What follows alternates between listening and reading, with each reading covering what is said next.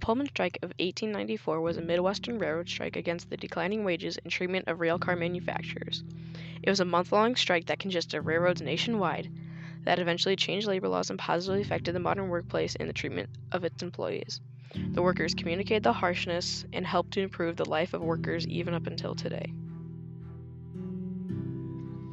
During the late 19th century, Chicago was a great industrial city, since many intelligent New England industrial entrepreneurs came and began their business there.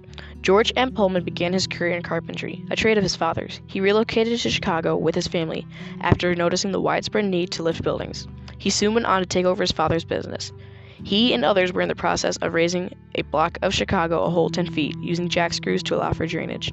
But over time, George Pullman realized the city would need less and less of his service as new buildings were erected with better foundations.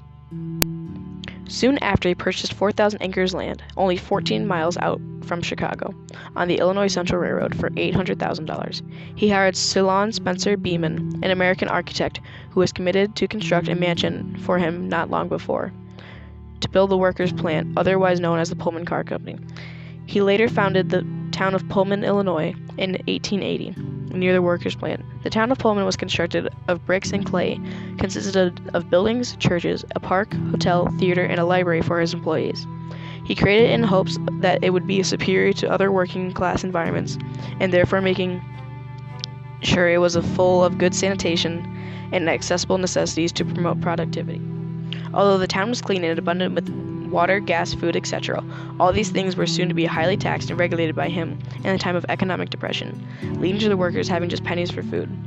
Capitalism obscured many strains, which eventually led up to many of the workers going on strike. It wasn't until May 11th, 1894, when the famed Pullman Strike began, when a delegation of workers tried to present their grievances about low wages, poor living conditions, and 16-hour workdays directly to the company's president. He refused to meet with them and ordered them fired and lowered the wages for the other workers by 25%. He then refused to decrease housing and food prices in the town, which led to the strike a month later.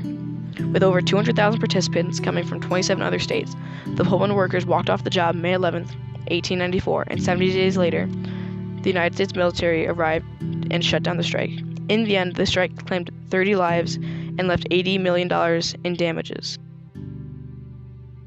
The right to strike has been established as a U.S. fundamental and international right of the people since 1935. However, at the time of the Pullman Strike, under the criminal conspiracy approach, the government tended to view labor unions as illegal organizations that conspire to disrupt commerce or harm employees. But under the free market approach, the government neither encourages nor discourages labor unions. As long as it excludes fraud, property damage, violence, and other illegal activities are not involved, they are free to strike. The Pullman Strike of 1894 was one of the most influential and important workers' rebellions in all of history. The strike brought deeper attention to the things such as capitalism and how it affects our daily lives in America.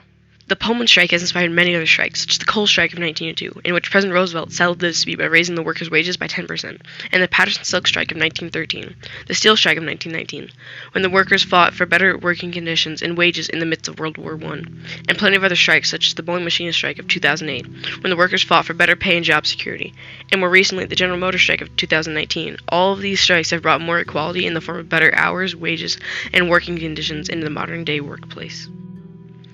The Pullman Strike has encouraged plenty of legal acts, such as the National Labor Relations Act of 1935, which came about to protect the rights of employees and employers, to encourage collective bargaining, and to cut back on certain private sector labor management practices, which can harm the general welfare of workers, businesses, and the United States economy.